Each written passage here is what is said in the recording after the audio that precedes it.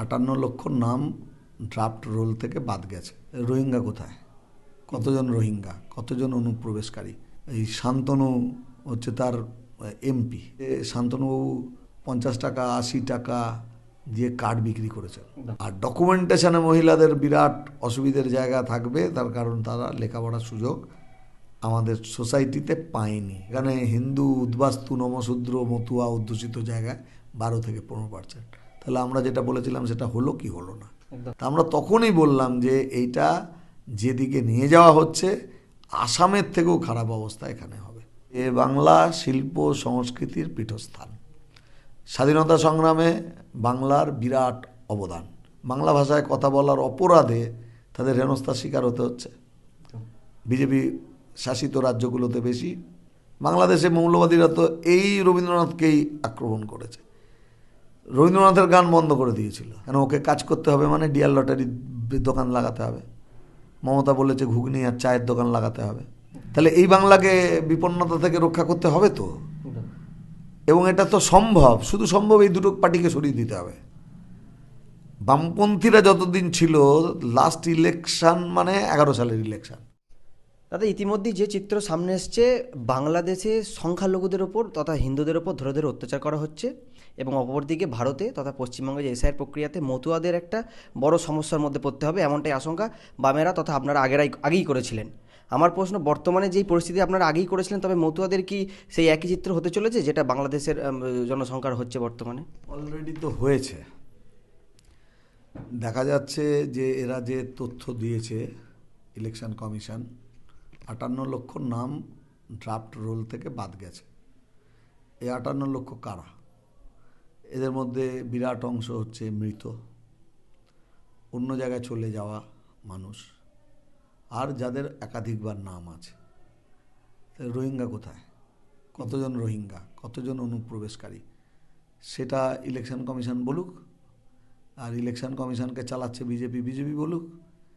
বিজেপির জনক আরএসএস বলুক। মতুয়াদেরকে এরা গরিব মানুষের অসহায়তার সুযোগ নিয়ে যারা তাদের প্রতারণা করে, তারা কেমন মানুষ? মানুষ হিসেবে তারা কেমন? রাজনৈতিক দল হলে তারা কেমন? বিজেপি তেমন একটা দল। এই শান্তনু হচ্ছে তার এমপি। তো সে শান্তনুবাবু কি করলেন? 50 টাকা 80 টাকা দিয়ে কার্ড বিক্রি করেছেন। এ তো স্ক্যাম একটা। কত টাকার কার্ড বিক্রি হয়েছে? ওই টাকা কোথায়? কত টাকা গরিব মানুষের কাছ থেকে তোলা হলো? সেই কার্ডের কি, কার্ড দিয়ে কিছু হবে? ওর কার্ডের কোনো লিগ্যাল স্ট্যাটাস আছে? করা হলো। তারপর বললো আমি সিএ ক্যাম্প করছি। বিজেপি বলল, আরএসএস করলো, চারিদিকে ক্যাম্প লাগালো, টেলিভিশনে সেগুলো দেখানো হলো। বাগদায় ক্যাম্প, এখানে ক্যাম্প, ওখানে ক্যাম্প, বিরাট কাজ করছে। আরে ক্যাম্পই যদি এরকম করতে হয় তাহলে তো সরকার করবে। তাহলে বেসরকারি উদ্যোগে হঠাৎ কারো মনে হলো তার পেছনে রাজনীতি, তাই দিয়ে হবে?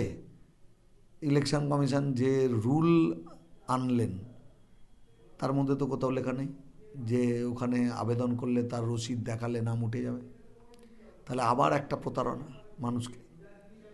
তার ফলে এখন যা দেখা গেল যে বাদ হলো যারা এ ধরনের কিছু মানুষজন প্রথম ধাক্কাতেই বাদ হয়ে গেলেন।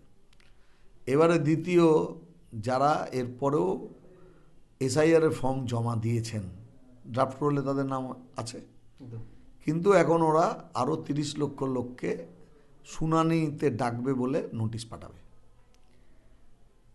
এই নো ম্যাপিংয়ের যে তথ্য এসছে তাতে দেখা যাচ্ছে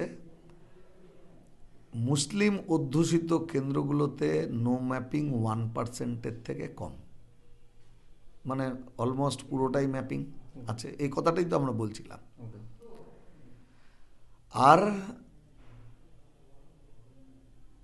উদ্বাস্তু, তপশিলি জাতি, নমশূদ্র, হিন্দু জনঅংশের এই অংশটা, এছাড়াও হিন্দু মুসলমান উভয় অংশের কিছু গরিব প্রান্তিক মানুষ যারা আর্থিক দিক থেকে, শিক্ষাগত দিক থেকে যুগ যুগ ধরে পিছিয়ে আছে, তপশিলি জাতি, উপজাতি, আদিবাসী, জনজাতি, সংখ্যালঘু মুসলমান, এদিকে রাজবংশী, মতুয়া, এটা জেনারেলি এই অংশের পিছিয়ে থাকা মানুষের একটা সমস্যা। এই ডকুমেন্টেশন, সবার আগেকার দিনে ভোটার লিস্টে নাম তোলবার অ্যাওয়ারনেসটাও অত ছিল না।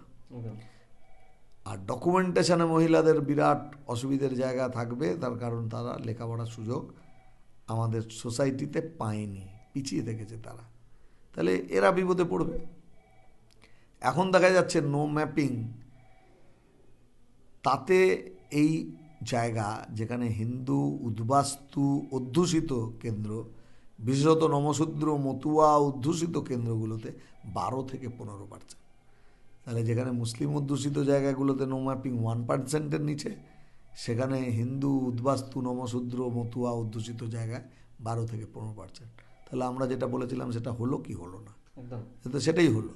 তাহলে এইটা প্রথম যখন করা হয় তখন বিহারেও বলা হয়েছিল অনুপ্রবেশকারী, বাংলাদেশেও বলা হলো অনুপ্রবেশকারী। তা আমরা তখনই বললাম যে এইটা যেদিকে নিয়ে যাওয়া হচ্ছে, আসামের থেকেও খারাপ অবস্থা এখানে হবে। দাদা একদম ভিন্ন প্রসঙ্গে জানতে চাইবো, ইতিমধ্যেই রাজ্যের একাধিক দুর্নীতি এবং উন্নয়ন কার্যত জীবাশ্ম হয়ে গেছে। আর সেই সকল বিষয়কে দূরীকরণে সিপিআইএম পথে নেমেছিল এবং তাদের একটা বড় যাত্রা 29 নভেম্বর থেকে গত 17 ডিসেম্বর পর্যন্ত বাংলা বাঁচাও। যে চিত্র আপনাদের চোখে ধরা পড়েছে, বাংলাকে কি আর কোনোভাবে বাঁচানো সম্ভব? মানুষের সারা কেমনভাবে পাচ্ছেন? বাংলাকে তো বাঁচাতেই হবে।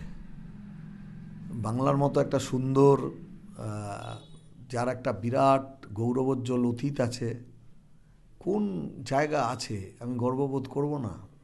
রামমোহন, বিদ্যাসাগর, ডিরোজিওর জন্য, যারা নবজাগরণ ঘটিয়েছিলেন, চিন্তার সমস্ত দৈন্যতা ঝেড়ে ফেলে সমাজকে প্রগতির পথ আলো দেখিয়েছিলেন। এখানে সাহিত্য কি অমূল্য সম্পদ এখানে সৃষ্টি হয়েছে।